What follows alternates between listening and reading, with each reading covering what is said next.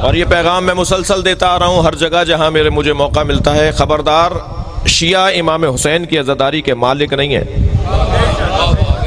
شیعہ حضرات اپنے ذہن سے نکالیں، شیعہ امام حسین کی عزاداری کے مالک نہیں ہیں، نوکر ہیں، اور نوکروں کو اپنی اوقات میں رہنا چاہیے، مالک کے مہمانوں کا خیال کرنا چاہیے۔ جو بھی فرش عزا پر آ کے بیٹھ رہا ہے نا، وہ امام حسین کا مہمان ہے۔ لہٰذا یہ ذہن میں بھی نہیں ہے کہ مجلس میں شیعہ ہی آ کے بیٹھے گا، سنی نہیں آ سکتا، ہندو نہیں آ سکتا، عیسائی نہیں آ سکتا، یہودی نہیں آ سکتا، یہ غلط فہمی ہے جی۔ سب آ سکتے ہیں، کسی کے اوپر کوئی پابندی نہیں ہے جی۔ آج عالمی سطح پر اگر کوئی ذکر لوگوں کو نجات دے سکتا ہے تو وہ ذکر کربلا ہے۔ یہ جوڑنے کا ذکر ہے نا، یہ قریب لانے کا ذکر ہے۔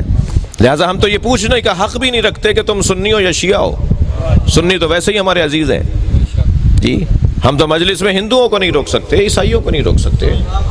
میں کراچی میں رہتا ہوں، میرا سفر زیادہ سندھ میں زیادہ ہوتا ہے، سندھ کا تو ہندو بھی یا علی مدد بولتا ہے، سندھ کے تو سنیوں کے گھروں پہ بھی علم لگے ہوئے ہیں جی۔ ایک مجلس میں پڑھتا ہوں، سالانہ مجلس پڑھتا ہوں، جو ہندو اس کا بانی ہے مجلس ہندو ہے جی۔